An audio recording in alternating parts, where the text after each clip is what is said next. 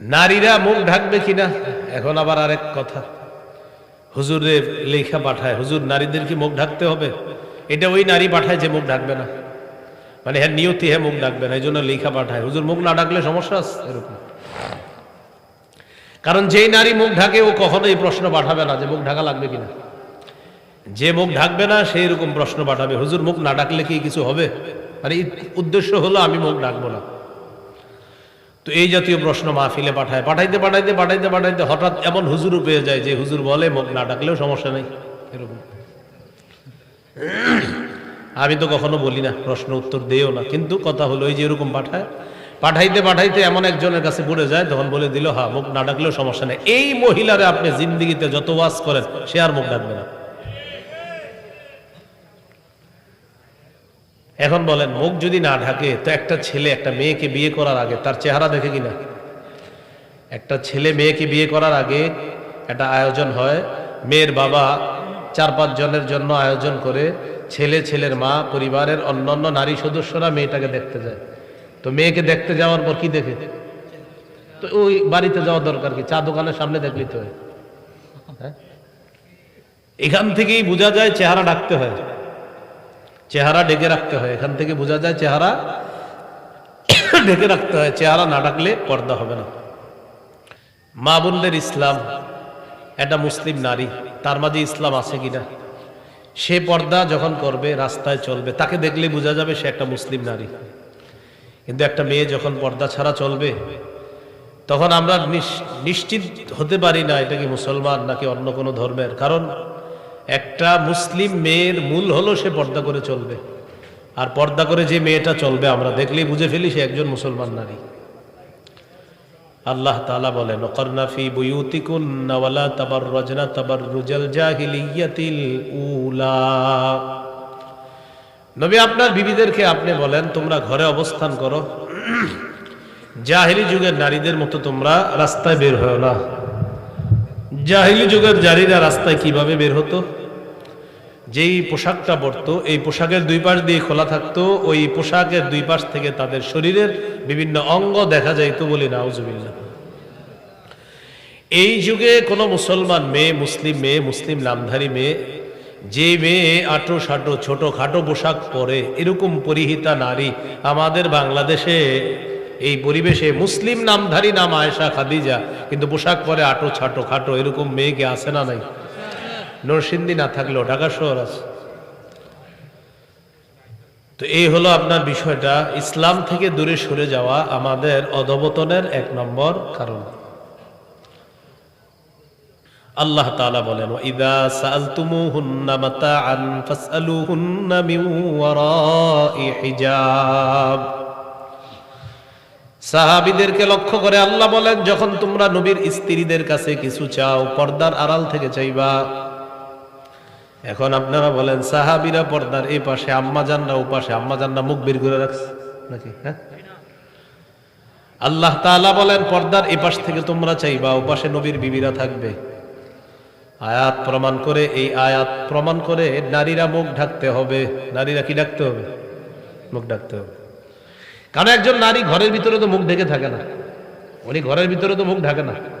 এখন আপনি যখন তার কাছে কিছু চাইতে যাবেন, আল্লাহ বলে পর্দার এপাশ থেকে চাও, তার মানে একজন নারী তার মুখটাকে পর্দার উপাশে যখন থাকবে অটোমেটিক মুখ ঢাকা থাকবে। এই জন্য আল্লাহ বললেন পর্দার এপাশ থেকে কিছু চাও। সহিহ বুখারীর বর্ণনা। আম্মাজান আয়েশা সিদ্দিকা রাদিয়াল্লাহু তাআলা আনহার হার হারায় গেছে। হার তালাশ করার জন্য তিনি গেলেন। তো তিনি হার তালাশ করে আসলেন, আসার পর দেখে কি তাকে বহন করা যে পালকিটা, এই পালকি সহ বাহন চলে গেছে। আম্মাজান বলেন আমি এত পাতলা ছিলাম, পাতলা হওয়ার কারণে আমি পালকির মধ্যে আসি না নাই সাহাবীরা এটা বুঝতো না। সাহাবীরা মনে করছে আমি আসি মনে করে আমার পালকিকে বাহনের উপর উঠাইয়া দিছে, বাহন পালকি নিয়ে চলে গেছে। আমি আয়েশা দেখি সবাই চলে গেছে, কেউ নাই। আম্মাজান আয়েশা সিদ্দিকা রাদিয়াল্লাহু তাআলা আনহা বলেন আমি অপেক্ষা করতে লাগলাম। রাসূলুল্লাহ সাল্লাল্লাহু আলাইহি সাল্লাম যখন আমাকে পাবে না তখন আমাকে খোঁজ করার জন্য লোক পাঠাবে। ইতিমধ্যে এক সাহাবী আসছেন, নাম সফওয়ান রাদিয়াল্লাহু তাআলা, তিনি পিছনে রয়ে গেছেন, তিনি যাইতে দেরি হয়েছে। দূর থেকে দেখে নারীর মতো কেউ একজন শুয়ে আছে, ঘুমাইতেছে। কাছে গেলেন, যাওয়ার পর দেখলেন আম্মাজান আয়েশা সিদ্দিকা রাদিয়াল্লাহু তাআলা আনহা ঘুমাইতেছে। আম্মাজান বলেন, সফওয়ান শুধু এতটুকু বলছে, ইন্না লিল্লাহি ওয়া ইন্না ইলাইহি রাজিউন।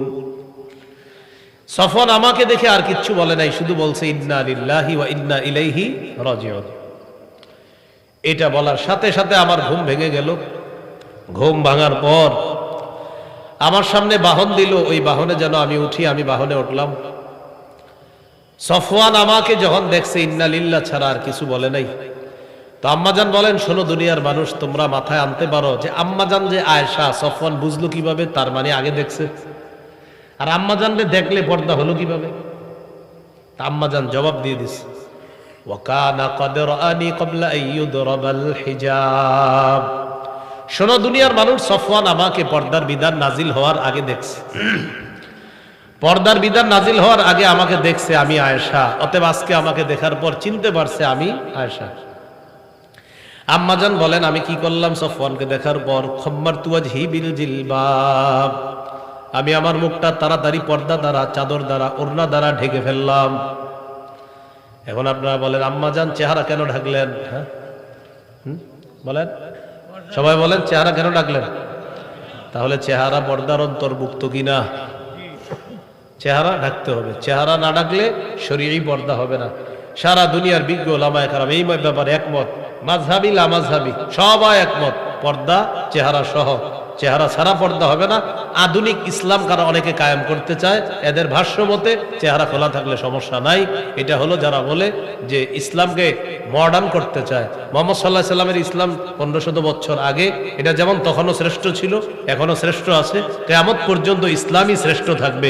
এটা আপনি নতুন করে সাজাতে হবে না। তো অনেকে আসছে, আইসে কি বলবে? এখন বলবে মডার্ন, মডার্ন, আধুনিকতা। আপনি মডার্নগিরি করাইতে গিয়া বউরে সবার সামনে দেখাবেন, নাম দিবেন মডার্ন। হ্যাঁ, এটা বেহায়াপনা, এটা নির্লজ্জতা, এটা যারো সন্তান তৈরির একটা নির্লজ্জা। এই জাতীয় কাজ কারবার না করা। আল্লাহ আমাদেরকে বুঝার তৌফিক দান করেন। আল্লাহ তাআলা বলেন, ইয়া নিসাআন নাবিয়্যি লাস্তুন্না কাআহাদিম মিনান নিসা ইন ইত্তাকাইতুন্না ফালা তাখদা'না বিল কওলি ফায়াতমা'আল্লাযী ফী কলবিহি মারাদু ওয়া কুলনা কওলাম মা'রুফা।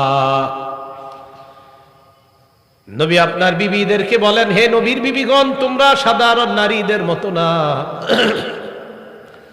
তোমরা যদি আল্লাহকে ভয় করো, ফালা তাখদা'না বিল কওল, তোমরা কোমল কণ্ঠে কথা বলবা না।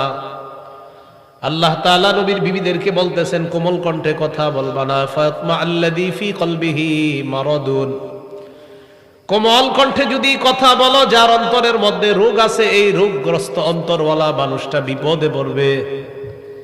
যার অন্তরের মধ্যে ব্যাধি আছে সে বিপদে পড়ে যাবে। কারণ কোমল কণ্ঠের কথা, এই কোমল কণ্ঠের কথা যদি শুনে তার অন্তরের মধ্যে খারাপ ধারণা সৃষ্টি হবে।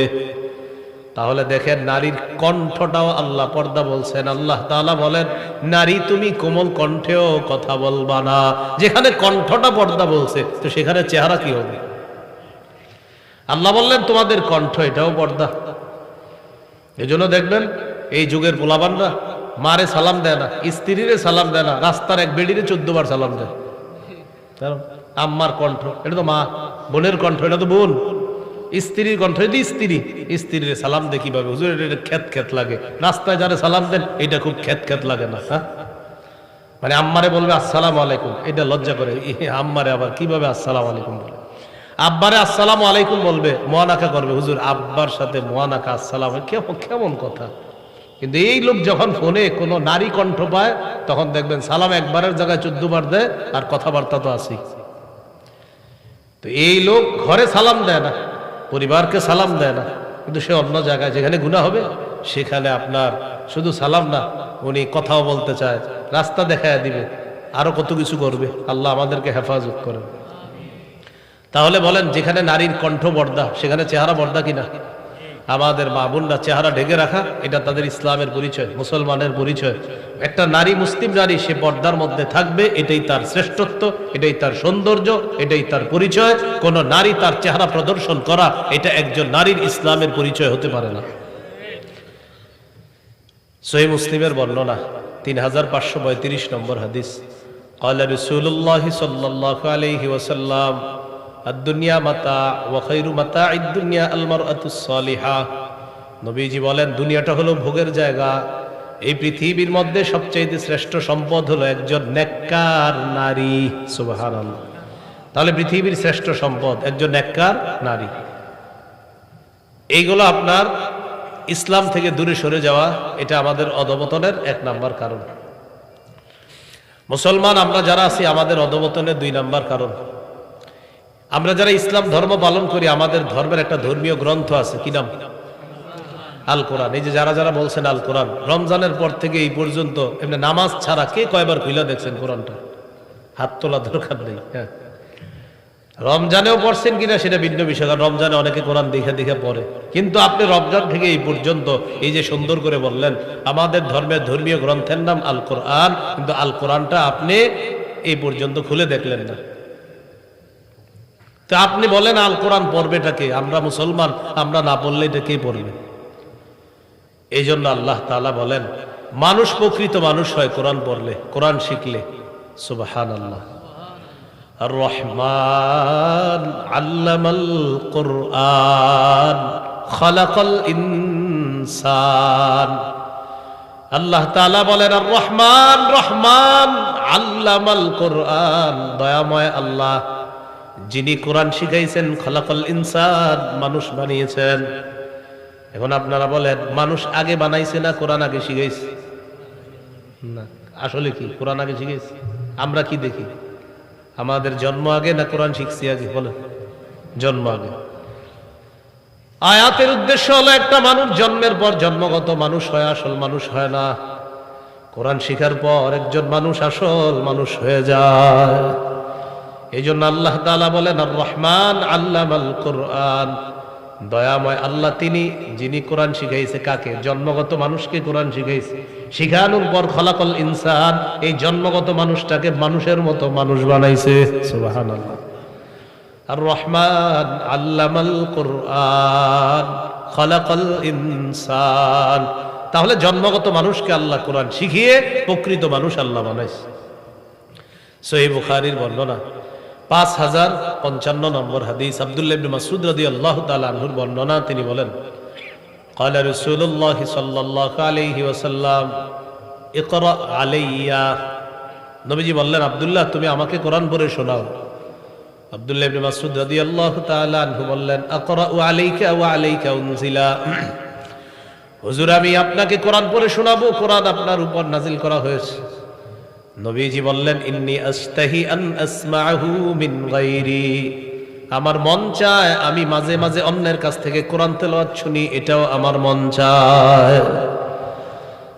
আব্দুল্লাহ তুমি কোরআন পড়ো, তোমার কোরআন তেলাওয়াত আমি শুনবো, এটাও আমার মন চায়। তাহলে হাদিস থেকে বোঝা যায় কোরআন পড়তেও হবে, কোরআন শুনতেও হবে, কোরআন পড়তে হবে, কোরআন শুনতে হবে। মাগরিবের পর মাদ্রাসার যেই ছাত্ররা কোরআন তেলাওয়াত করে, তখন সবাই হাঁটবেন আর বাদাম খাইবেন আর আঙ্গুর খাইবেন, বুড়ালি খাইবেন। না, ওই যে কোরআন পড়ে একটা ছেলে মাগরিব পরে দেখবেন, পড়ে না মাহফিলে, তখন দেখবেন মঞ্চেও যে বক্তারে নিয়ে আসে, তখন ওই যারা আয়োজক আইসা বলে, হুজুর চা খাবেন নাকি বিস্কুট খাবেন না পানি খাবেন? ওই সময় বক্তা সাহেবও কথা বলে এর সাথে, এদিক দিয়ে কি চলতেছে? ওই ছেলেটা কোরআন পড়তেছে আর একদিন বলতেছে, হুজুর চা খাবেন বিস্কুট খাবেন, আইসা বলতেছে হুজুর। কারণ কি? হুজুর কোরআন চলতেছে, তাকে একটু পরে আপনি একটু পরে খায়াটাই রেডি হন। এমন কোরআন মানে এটা কিচ্ছু না, এটা চলতে থাক, এটা দিয়ে সময় আমরা কাটাইতেছি, আপনারে খাওয়াই। মানে কোরআন পড়ায়া সময় কাটায়া হুজুরে খাওয়াবে। চিন্তা করছেন কত বড় গজবের কথা? কোরআন যখন পড়া হবে মাগরিবের পরে, যে ছেলে কোরআন পড়ে কেউ কোনো কাজ করবেন না, তখন সবাই কোরআন শুনবে। মাইকম্যান মাইক ঠিক করবে না, তখন মঞ্চে যারা আছে চুপচাপ সবাই কোরআন শুনবে। মাদ্রাসা যারা আছে তখন চা পান টান ইত্যাদি সব পরিবেশন বন্ধ থাকবে। ওই অনেকে মাদ্রাসায় তখন চা পান খায়, সব বন্ধ। ওই সময় কোরআন যখন পড়া হবে পুরা চারদিকে স্টপ, তখন সবাই কোরআন শুনবে। কিন্তু দেখেন কি বলে, কয় হুজুর কোরআন তেলাওয়াতটা হইতেছে, এটা হইতে হইতে আপনি চাটা শেষ করেন, পরে গিয়ে মানে কোরআন তেলাওয়াতটা দিয়ে সময়টা কাটাইতেছি, আপনি চাটা শেষ করেন। না, বেয়াদবি কোরআনের সাথে। তাহলে কোরআন পড়বো, কোরআন শুনবো, হ্যাঁ কোরআন পড়বো, কোরআন শুনবো ইনশাআল্লাহ। একদিন রাতে রাসূল সাল্লাল্লাহু আলাইহি সাল্লাম বের হয়েছে তার স্ত্রী আয়েশা সিদ্দিকা রাদিয়াল্লাহু তাআলা আনহাকে নিয়ে। বের হওয়ার পর দেখে এক জায়গায় এক সাহাবী আবু মুসা আশআরী রাদিয়াল্লাহু তাআলা দাঁড়ায় দাঁড়ায় কোরআন পড়তেছে। সুবহানাল্লাহ। নবী তার বিবি আম্মা জান আয়েশা সিদ্দিকা রাদিয়াল্লাহু তাআলা আনহাকে বললেন, আয়েশা চুপচাপ কোরআন তেলাওয়াত শোনো। একবার কল্পনায় আনেন একজন সাহাবী কোরআন পড়তেছে, তার পিছনে ওই মানুষটা দাঁড়িয়ে আছে যার উপর আল্লাহ কোরআন নাজিল করছে। সুবহানাল্লাহ। নবীজি কোরআন তেলাওয়াত শুনলেন, তার স্ত্রী আম্মা জান আয়েশা সিদ্দিকা রাদিয়াল্লাহু তাআলা আনহা তিনিও কোরআন তেলাওয়াত শুনলেন। উভয়ে কোরআন তেলাওয়াত শোনার পর চুপে চুপে আবার পিছনে চলে গেলেন। পরের দিন আবু মুসা রাদিয়াল্লাহু তাআলা আল্লাহ নবীর কাছে গেলেন। যাওয়ার পর বললেন, আল্লাহ নবী আবু মুসাকে ডাক দিয়ে বলে, আবু মুসা, গত রাতে তুমি কোরআন তেলাওয়াত করতেছিলে অমুক জায়গায় দাঁড়ায় দাঁড়ায়। সুবহানাল্লাহ। আবু মুসা আশআরী রাদিয়াল্লাহু তাআলা আনহু বললেন, ইয়া রাসূলুল্লাহ, লাউ আলিমতু বিমাকানিকা লাহাব্বারতু লাকা তাহবীরা। হুজুর, আমি যদি জানতাম আমার পিছনে আপনি দাঁড়িয়ে আছেন, আমি যদি জানতাম তাহলে আমি আরো সুন্দর করে কোরআন তেলাওয়াত করতাম। হুজুর, আপনি আমার তেলাওয়াত শুনছেন, আমি জানলে আমি আরো সুন্দর করে কোরআন তেলাওয়াত করতাম। তো মনে আছে নি আব্দুল্লাহ ইবনে মাসউদকে বলতেছে হুজুর, যে নবীজি বলতেছে, আব্দুল্লাহ তুমি কোরআন পড়ে শোনাও। আব্দুল্লাহ ইবনে মাসউদ রাদিয়াল্লাহু তাআলা আনহু বললেন, আকরাউ আলাইকা ওয়া আলাইকা উনজিলা। ইয়া রাসূলুল্লাহ, আমি আপনাকে কোরআন পড়ে শোনাবো, কোরআন তো আপনার উপর নাজিল করা হয়েছে। এই কথা শোনার পর নবীজি বললেন, ইন্নী আশতাহি আন আসমাহু মিন গায়রি। আমার মন চায় আমি অন্যের কাছ থেকে কোরআন তেলাওয়াত শুনি, এটা আমার মন চায়। তো এই কথা বলার পর আব্দুল্লাহ ইবনে মাসউদ বলেন, ফাকরাতুন নিসা, আমি সূরা নিসা তেলাওয়াত করা শুরু করলাম। হাত্তা ইযা বালাগতু ফাকাইফা ইযা জিনা মিন কুল্লি উম্মাতিন বিশাহীদ ওয়া জিনা বিকা আলা হাউলাই শাহীদা।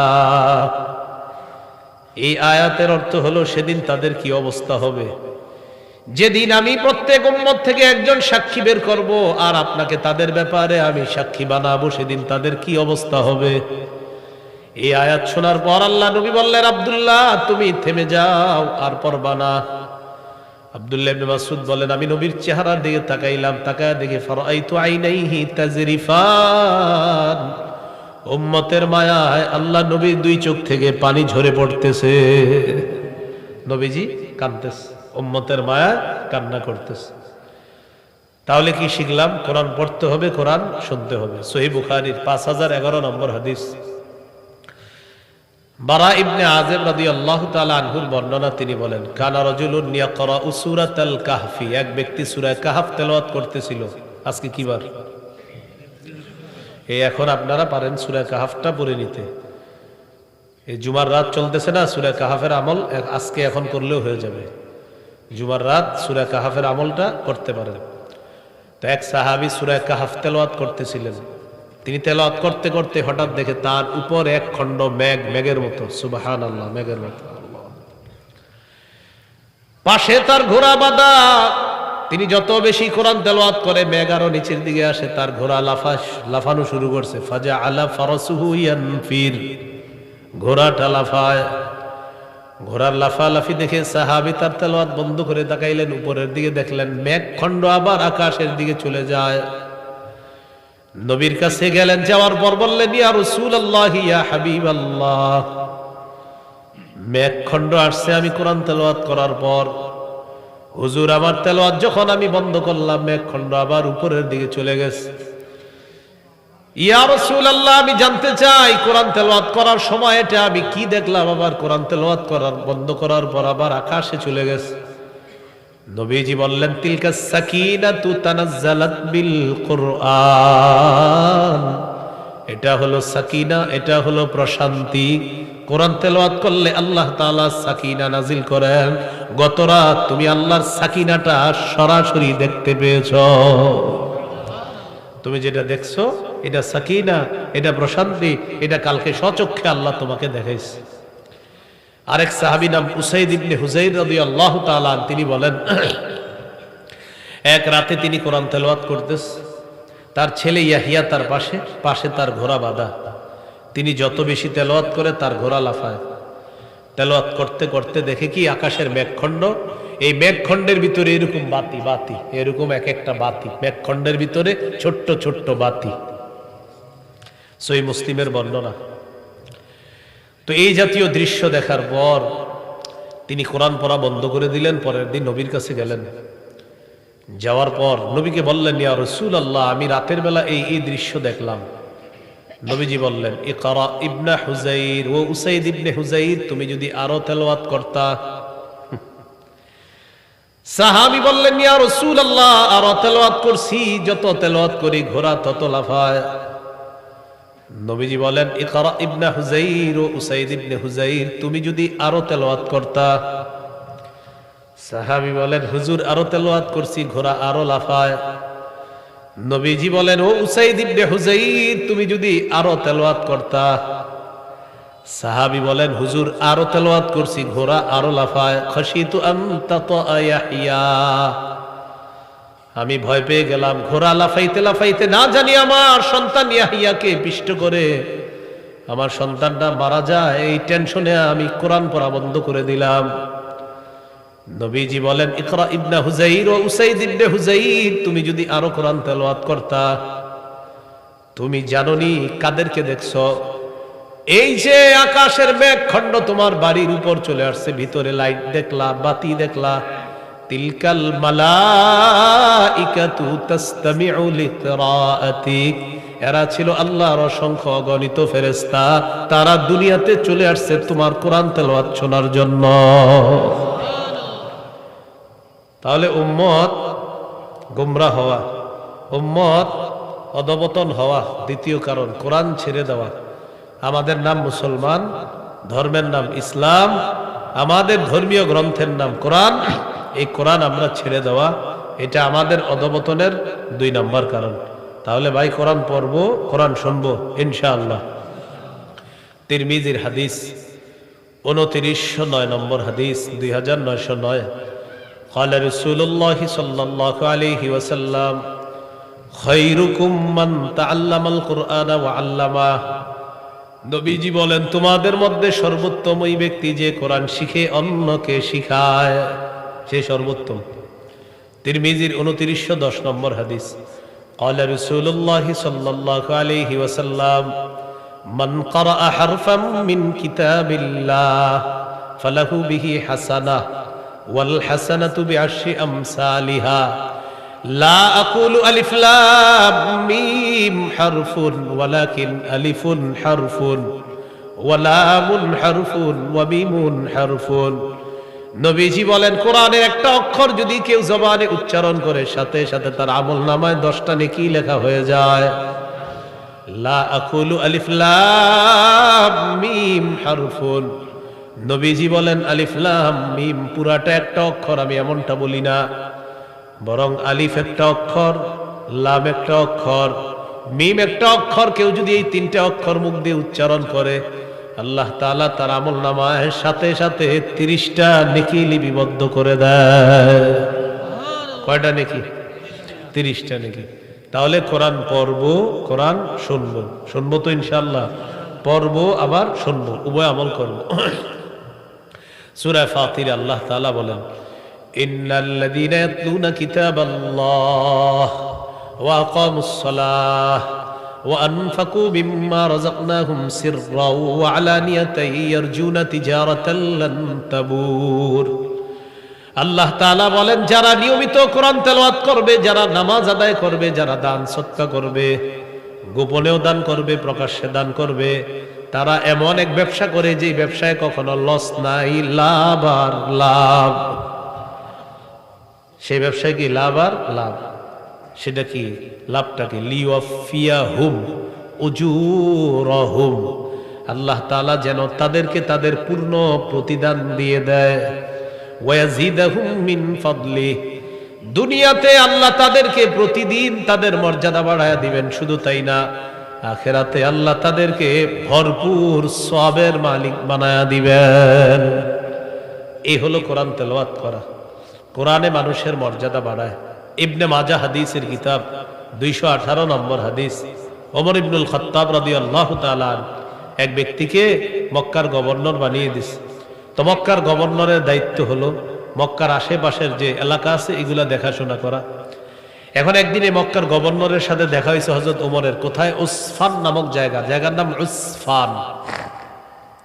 সেখানে দেখা হওয়ার পর হযরত ওমর ফারুক রাদিয়াল্লাহু তাআলা আনহু বললেন, আচ্ছা কি অবস্থা মক্কার আশেপাশে যে এলাকাগুলা, এই এলাকার দায়িত্ব ঠিকমতো পালন হচ্ছে তো? জি হযরত হচ্ছে। কাকে প্রশাসক বানাইছো? তো বলতেছে রাজুলুম মিন মাওয়ালিনা। ভাই কয়েল ধরাইছেন নাকি কেউ এখানে? হ্যাঁ, কয়েল ধরাইছে কেউ? দেখেন কিন্তু, হ্যাঁ কয়েল ধরায় না। হ্যাঁ সাবধান, একটু পরে কিন্তু ঝামেলা শুরু হয়ে যাবে আমার কয়েল ধরাইলে। হ্যাঁ কিছু একটা ধরানো হয়েছে আগুন জাতীয়। হ্যাঁ মানে আগুন জাতীয় আশেপাশে যদি কিছু ধরায় থাকেন তো কিন্তু একটু পরে আল্লাহ না করেন সমস্যা হতে পারে আমার। হ্যাঁ তো এখন ওমর ফারুক রাদিয়াল্লাহু তাআলা আনহু বললেন, কাকে প্রশাসক বানাইছে? তো বলতেছে রাজুলুম মিন মাওয়ালিনা, আমাদের মাঝে একজন গোলাম আছে, গোলামকে প্রশাসক বানায় দিছি। কারে? গোলামকে প্রশাসক। ওমর ফারুক রাদিয়াল্লাহু তাআলা আনহু বললেন, ইস্তামালতা রাজুলাম মিন মাওয়ালিকুম, একজন গোলামকে প্রশাসক বানায়া দিলা? কয় জি হুজুর। কয় গোলামটার নাম কি? কয় ইবনু আবজা। কি নাম দেখেন? নাম কি? ইবনে আবজা। ওমর ফারুক বলেন, মান ইবনু আবজা? ইবনে আবজা আবার কে? তিনি জবাব দিলেন, রাজুলুম মিন মাওয়ালিনা, আমাদের একজন আজাদকৃত গোলাম। ওমর ফারুক বললেন, এত বড় একটা এলাকার দায়িত্ব একজন গোলামকে দিয়ে দিলা, সে কি দায়িত্ব পালন করবে? মক্কার গভর্নর জবাব দিলেন, আমিরুল মুমিনিন, যদিও লোকটা গোলাম ছিল, এখন তো আর গোলাম না, এখন আজাদ। হ্যাঁ বলতে পারেন গোলাম থাকার কারণে সে তো পড়াশোনা করে নাই, না এমনটা না। আমি তার 3টা গুণের কারণে আমি তাকে এই আশেপাশের এলাকার প্রশাসক বানায়া দিছি। কয় গুণের কারণে? 3 গুণ। 1 নাম্বার, কারিউন লিকিতাবিল্লাহ, এই লোকটা যদিও গোলাম কিন্তু আল্লাহর কোরআনের আলেম। সুবহানাল্লাহ। 2 নাম্বার, ও আলিমুন বিল ফারাইজ, লোকটা ফরজ বিদ্যা সম্পর্কে জানে। 3 নাম্বার, ও কাযী, বিচার ব্যবস্থা ভালো জানে। এই 3 গুণের কারণে আমি তাকে আশেপাশের এলাকার প্রশাসক বানায়া দিছি। ওমর ফারুক বলে, আমার বুঝে আসছে, আমি আল্লাহ নবীকে বলতে শুনেছি, ইন্নাল্লাহা ইয়ারফাউ বিহাদাল কিতাবি আকওয়ামা ওয়া ইয়াদউ বিহি আখারিনা, আল্লাহ তাআলা এই কিতাবের মাধ্যমে, এই কোরআনের মাধ্যমে এক দলের মর্যাদা বাড়ায় দেয়, আরেক দলকে অপদস্থ করে ছাড়ে। যারা কোরআন অনুযায়ী আমল করে তাদের সম্মান মর্যাদা আল্লাহ বাড়ায় দেয়, আর যারা কোরআন অনুযায়ী আমল করে না তাদেরকে আল্লাহ অপদস্থ লাঞ্ছিত করে ছাড়ে। নাউজুবিল্লাহ। আজকে এই গোলামের মধ্যে কোরআন থাকার কারণে আল্লাহ তাআলা তার এত মর্যাদা দিছে যে তাকে প্রশাসকের মতো দায়িত্বে আল্লাহ বসায় দিছে। তাহলে বলেন কোরআন সম্মান কমায় না বাড়ায়? বাড়ায়। এই জন্য যেই ছাত্র কোরআন তেলাওয়াত করে মাঝে মাঝে, ওই ছাত্রটাকে এখানে বসাইতে হবে। এখানে কোরআন তেলাওয়াত যখন দিবেন আপনারা এখানে বসাইবেন। আমরা দেখি মাঝে মাঝে আলোচক এখানে বসে আর ছাত্রটা ওখানে দাঁড়ায় তেলাওয়াত করে না এরকম? আলোচক এখানে, তেলাওয়াত ওখানে না। আমি তো চেষ্টা করি, আমি কোরআন তেলাওয়াত করলে আমি নিচে বসে যাই, ওই ছাত্র এখানে বসবে, কারণ কোরআনের কারণেও এখন আমাদের চেয়ে দামি। আমরা ও যে আমাদের চেয়ে বয়সে ছোট এই কারণে বসাইছি, আমরা তো ওরে কোনো দাম দিইনি, কোরআনের দাম দিছি, আর কোরআনের কারণে ওরে দাম দিছি। কথাটা বুঝে আসে না? এই জন্য কোরআন যখন কেউ পড়বে ব্যাস নাম ঘোষণা করবেন, আমাদের এই তালিমুল কোরআন হাফিজি আমাদের একটা ছেলে তেলাওয়াত করবে, এখানে বসায় দিবেন। এখানে যদি কোনো মুরব্বী বসা থাকে এই পাশের কোনো চেয়ারে ওই ছেলেকে বসায় দিবেন। কেন? ও আল্লাহর কথা, আল্লাহর কালাম তেলাওয়াত করবে, সেই কালামকে সম্মান করতে হবে। আল্লাহ আমাদেরকে বুঝার তৌফিক দান করেন। তাহলে কোরআন মর্যাদা বাড়ায়। কোরআন ছেড়ে দিলে অপদস্থ, অপমানিত হতে হয়। তো বলছিলাম আমাদের অধপতনের 2 নাম্বার কারণ কোরআন থেকে আমরা দূরে সরে গিয়েছি। কোরআন পড়িও না, কোরআন শুনিও না। কোরআনের তেলাওয়াত যখন চলে আমরা সব কাজ করি। আমরা ইদানিং দোকান চালু করি, কোরআন তেলাওয়াত করে রাখি সারাদিন। এই যে কোরআন তেলাওয়াতটা চালু করার পর আর দুনিয়ার সব কাজ করতেছি, দিদা কোরআন তেলাওয়াত চলতেছে। আল্লাহ তাআলা কোরআনের ইজ্জত করার তৌফিক দান করেন। এই গেল 2 নাম্বার কারণ। 3 নাম্বার কারণ বলেন আমার সাথে, জীবন, যৌবন, সময়, স্বাস্থ্য, সচ্ছলতা, এই 5টি মূল্যবান জিনিসকে অবমূল্যায়ন করা আমাদের অধপতনের কারণ। জীবন, যৌবন, সময়, স্বাস্থ্য, সচ্ছলতা, এগুলো আল্লাহর পক্ষ থেকে নেয়ামত ছিল। এই নেয়ামতকে আমরা যথাযথ কাজে লাগাই না, আমাদের অধপতন হয়। قال رسول الله صلى الله عليه وسلم, নবীজি বলেন, ইগতানিম খামসান ক্বাবলা খামসিন, 5টি জিনিসের আগে 5টি জিনিসকে তোমরা মূল্যায়ন করো, গনিমত মনে করো। বলেন কয়টি জিনিসকে মূল্যায়ন করতে হবে? 1 নাম্বার, শাবাবাকা ক্বাবলা হারামিক, তুমি বুড়া হয়ে যাওয়ার আগে তোমার যৌবন কালটাকে কাজে লাগাও। কিন্তু এখন যুবকরা বলে নামাজ পড়তে আসেন, কই হুজুর আরো বয়স হোক তারপর পড়বো। নবীজি বলেন যৌবন কালটা কাজে লাগাও তুমি বুড়া হওয়ার আগে। যুবক বয়সে আপনি ইবাদত যতটা উৎফুল্ল মনে করতে পারবেন, বৃদ্ধ হওয়ার পর চাইলেও করতে পারবেন না। আপনার দাদাকে গিয়ে জিজ্ঞাসা করেন, দাদা ইবাদত করতে মন চায় কিনা? দাদা বলবে, হ্যাঁ ইবাদত করতে প্রচুর মন চায়, কিন্তু শরীর দেয় না। শরীর দেয় না, শরীর দেয় না। নবীজি বলেন শাবাবাকা ক্বাবলা হারামিক, যৌবন কালটাকে প্রাধান্য দাও তুমি বুড়া হওয়ার আগে। 2 নাম্বার, ওয়াসিহহাতাকা ক্বাবলা সাকামিক, অসুস্থ হওয়ার আগে সুস্থতা অবস্থাকে তুমি গনিমত মনে করো, মূল্যায়ন করো। সুস্থতার সময় 10 বার সুবহানাল্লাহ পড়েন, দেখবেন কত সহজ। অসুস্থ হওয়ার পর এরকম করে আল্লাহ একবার, দেখেন আরেকবার বলবে আল্লাহ। এর মানে দেখেন, মানে চাইলেও পারতেছে না। অসুস্থ হয়েছেন আপনি, চাইলেও আল্লাহরে বারবার ডাকতে পারতেছেন না। আপনি মন চাইতেছে ডাকতে, যে আমি আরো ডাকি, পারতেছেন না। কিন্তু সুস্থ অবস্থায় সুবহানাল্লাহ সুবহানাল্লাহ সুবহানাল্লাহ, আপনি ইচ্ছা মতো তাসবিহ পড়তে পারতেছেন। তো অসুস্থ অবস্থায় সুবহানাল্লাহ করে বসে রয়েছেন, কারণ মুখ দিয়ে আসতেছে না, আপনি পারতেছেন না, আপনার কষ্ট হচ্ছে। এই জন্য নবী বললেন 2 নাম্বার, ওয়াসিহহাতাকা ক্বাবলা সাকামিক, অসুস্থ হওয়ার আগে সুস্থ অবস্থাটাকে মূল্যায়ন করো। 3 নাম্বার, ওয়াকিনাকা ক্বাবলা ফাকরি, তুমি দরিদ্র হওয়ার আগে তোমার সচ্ছলতাটা তুমি মূল্যায়ন করো। তাস খেলায়, জুয়া খেলায়, সুদে টাকা লাগায়, 25 দিন খায়, ঘুমায়, বিড়ি সিগারেট ইত্যাদি খায়, 26তম দিন ফোন দেয়, আব্দুর রহিম ভাই মনে আছে আগামী 1 তারিখে কিন্তু টাকা দেওয়ার কথা, আর ওই যে ওইটা দিবেন, ওইটা কয় না, মুখ দিয়ে কইতে শরম করে তো, ওই যে ওইটাও দিবেন কিন্তু, আর আপনার সাথে আমার লেনদেন করে খুব ভালো লাগে, মাশাআল্লাহ আপনার ইমান ঠিক আছে বলতেছে ভাই। আর আপনি কিন্তু কথা দিচ্ছেন আমাকে 2 জনেরই চুক্তিটা কাউরে বলবেন না, আপনি একজন ইমানদার মানুষ, আপনি কিন্তু মিছা হে কামটা করতেছি আর হেরে ওয়াজ করতেছে। 3 নাম্বার, ওয়াগিনাকা ক্বাবলা ফাকরিক, তোমার কিছু টাকা থাকলে টাকাটা গনিমত মনে করো, মূল্যায়ন করো, টাকাটা সঠিক কাজে লাগাও, ব্যবসার কাজে লাগাও, রিক্সা কিনে রিক্সা চালাও, পান দোকানদারি করো, ছোট্ট ব্যবসা দাও, এই টাকাগুলা সঠিক কাজে তুমি ব্যয় করো। 4 নাম্বার, ওয়া ফারাগাকা ক্বাবলা শুগুলিক, তুমি ব্যস্ত হওয়ার আগে অবসর সময়টা তুমি কাজে লাগাও।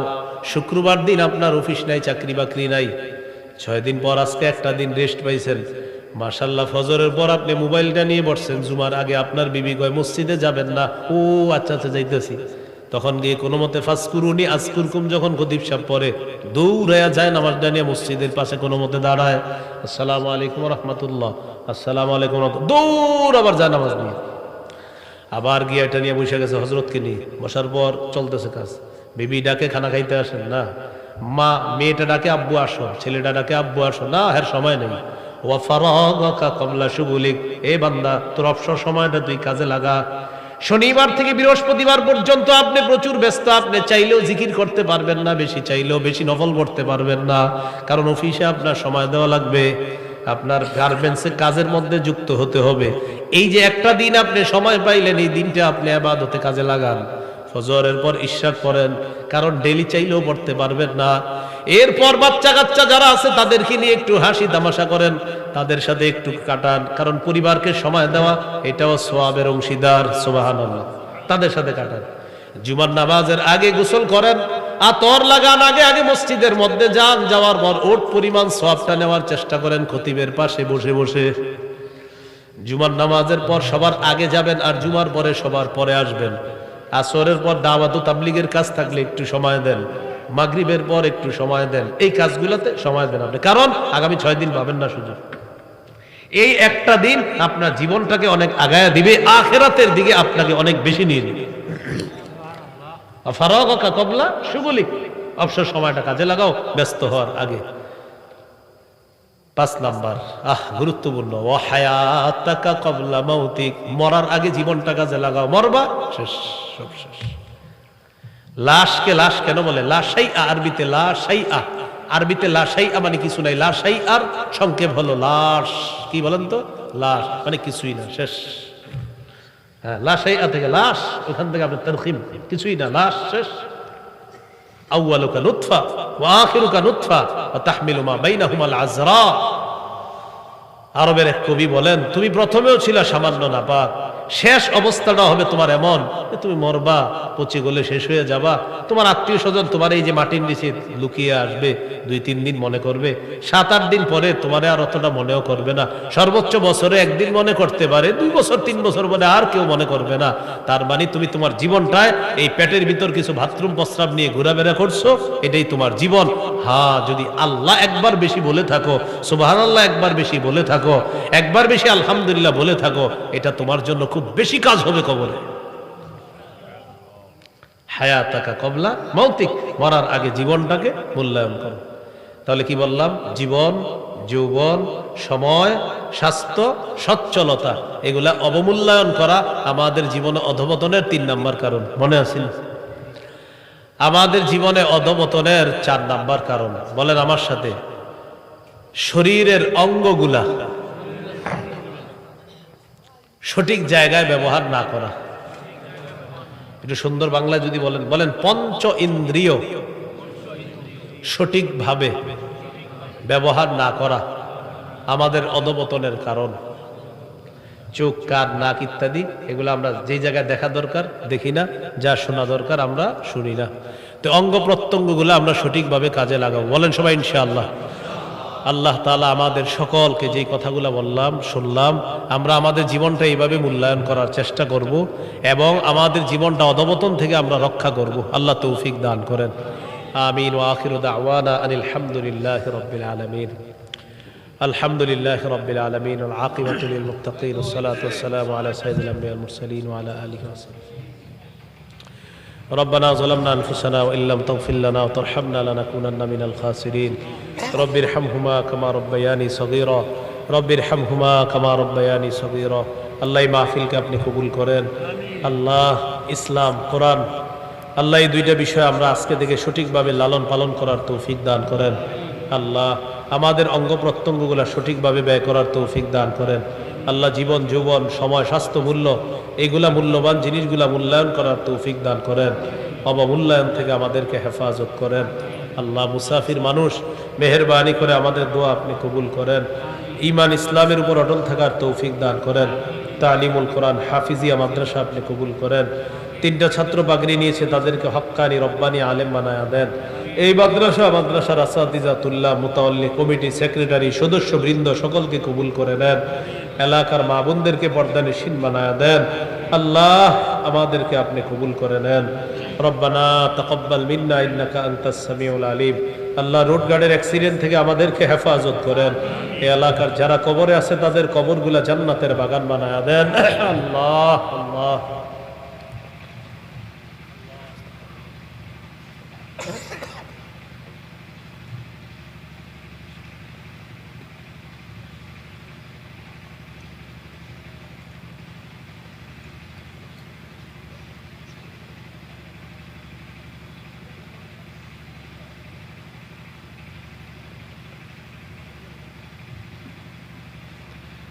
আল্লাহ আমাদেরকে আপনি মাফ করে দেন, আল্লাহ আমাদেরকে আপনি মাফ করে দেন, আল্লাহ আমাদেরকে আপনি মাফ করে দেন। বিপদ আপদ থেকে আমাদেরকে হেফাজত করেন। আল্লাহ উলামায়ে কেরাম অনেকে সফরে আছে, সবার সফরকে নিরাপদ করে দেন। রব্বানা তাকাব্বাল মিন্না ইন্নাকা আনতাস সামিউল আলিম তুব আলাইনা ইন্নাকা আনতাত তাওয়াবুর রহিম। সাল্লাল্লাহু তাআলা আলা খাইরি খালকিহি মুহাম্মদ ওয়া আলা আলিহি ওয়া আসহাবিহি আজমাইন। সুবহানা রাব্বিকা রাব্বিল ইজ্জাতি আম্মা ইয়াসিফুন, সালামুন আলাল মুরসালিন, আলহামদুলিল্লাহি রাব্বিল আলামিন। আসসালামু আলাইকুম।